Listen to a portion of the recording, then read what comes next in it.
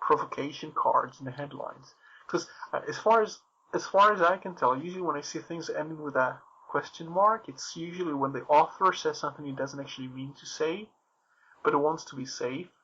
It usually implies that the person is saying something that he or she wants to say and knows he or she might be in trouble for.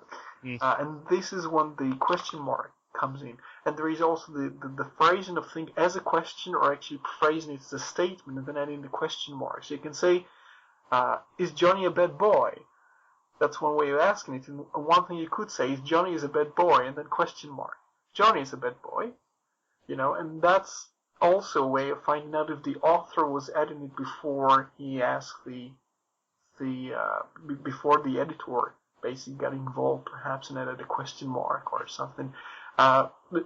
Because one of them actually asks the question, like that was supposed to be the purpose of the article, to ask you the question, and one of them is just the uncertainty question mark. Like, I'm making a statement, but then I'm saying, well, maybe I'm not right, and then adding the question mark at the end. And it's interesting because I think these days, at least maybe 10% or 20% of the articles have some question marks in them.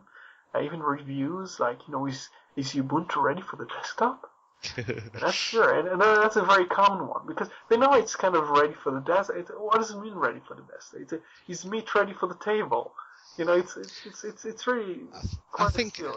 I mean, I can only speak for myself, and I think to some respect, the use of a question mark is a safety handle, for want of a better word, because at the end of the day, this is something I do in my spare time.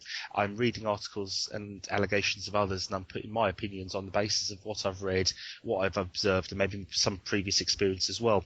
But at the end of the day, I'm not giving a definitive answer, because I can't give a definitive answer. I can only seek to put my opinion out online and hope that people enjoy reading it. So certainly with a question mark in that respect, I think it's always good practice. I mean, if you were to make a comment like, Mr. Smith kills Mrs. Smith, question mark, and then it transpires that Mr. Smith didn't kill Mrs. Smith, then obviously there's a certain amount of safety there. But because it's a bit troubling, because can you imagine a person coming to court and trying to do an evidence-based thing and then putting a question mark just because there is some uncertainty? That would be an issue, because you reduce certainty, and also because you can make all sorts of statements. You can say things you're not supposed to say and then put a question mark in there. I'm trying not to do that, because that basically it's like stating you're using a loophole to say something you're not supposed to say. But I think at the end of the day, we can't be sure of anything that we 100% sure of anything that we write, and if we can, then we don't use a question mark. I mean, I'll give an example. I wrote an article not on my own site. It was just a post on one of the news groups, and it was the end of desktop relevance. Now, something like that is a generic thing, and I was trying to suggest in my article that maybe the operating system that people use on their desktop isn't going to be relevant in the future. We'll all be running on the net, we'll all be using web-based applications or whatever, and the relevance of what desktop you use. Well, I mean, I'm not sort of citing that as a. Well, we have hard drives. I think that's the question you want to ask. We have a hard drive. It's just RAM. I wasn't citing that as a sort of topic for discussion. It was mainly just to show that, in that case, that was my opinion. But it was a very neutral, very generic subject, and it didn't require a question mark on it. I personally think it's a good practice. I would personally say to anybody who writes a blog and is not writing professionally, for want of a better word, is to always make 100% sure that what you're writing is obviously your opinion, is your view, is maybe based partly on your experience or whatever. But I think in these days where we see some of these silly court cases and some of these ridiculous allegations being put towards people, where people are dragged into the courtroom, and we're just talking about blogging, we're talking about people's freedom of speech here. I think any measure you can take to reduce the risk of any sort of untoward action is good. I certainly would hope that I would never use a question mark to say something so completely outlandish and insulting. Just to excuse myself, I end it with a question mark. But I try as good practice whenever I'm not sure, whenever I can't put my hand on my heart and say, yes, this is definitely fact. Obviously, you put a question mark, and then you let other people read it, and they can make up their own minds and hopefully write their own articles. But that was a nice little distraction on the etiquette of blogging and writing articles. So, Roy, what else have you got for us? We had Debian before. we talked about. Did you hear about PC Pro trying Ubuntu for a day? PC Pro is a printed, should call it magazine or something, I suppose. Have you ever bought any of them? Yeah, I've bought a few of the off-the-shelf magazines.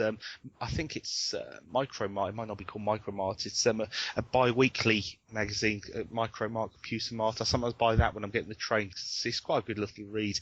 But sorry, yeah, go on, Red Seal. Yeah, they decided to do an experiment, basically. What they did is run Ubuntu for a day. And as you know, PC Pro is very Windows oriented. It's not even a Mac type of thing. And when people say, well, we'll be fair, we'll try Linux for a day, and you kind of think, do you know which applications to use? Do you know how it works? Do you know? Do you have any person to guide you through? So I could imagine what would happen. These people would just come into work, try to install something, not exactly knowing exactly what multi-boot is and how to download ISOs and things like that. And once they do so, they have to transfer the data to a different format, which isn't proprietary.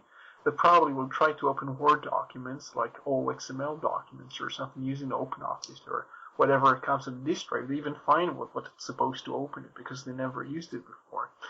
And after like 8 hours of work, how much do they manage to actually do work, and how much of the time is being spent just trying to look around and to get oriented in some way?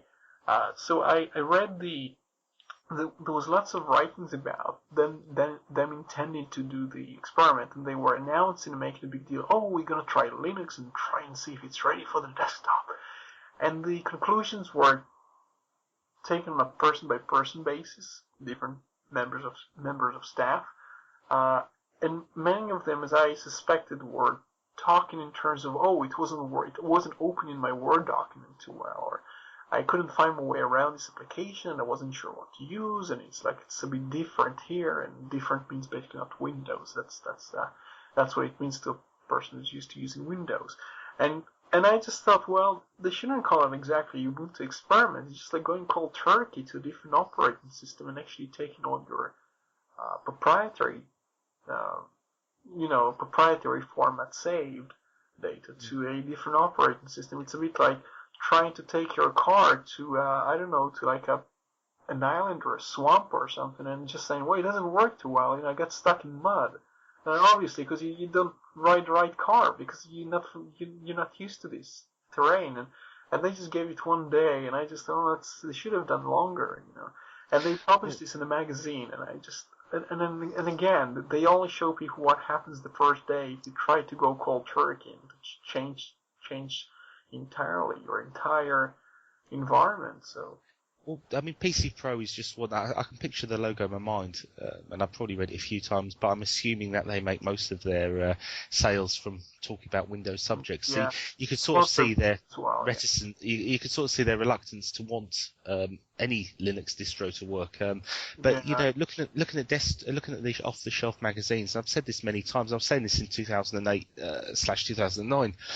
There's so much Linux on the shelves in newsagents. Now, this is not some comment which can be unproved. If anybody listening to this goes down to their local newsagents, to the computer section, just scan the covers of the computer magazines that are down there, and Linux is mentioned on all of them. There's some topic going on. It's certainly a subject, I think, which the off-the-shelf magazines have cottoned on to being a topic that people want to read about and want to be involved in, and I think it's selling magazines.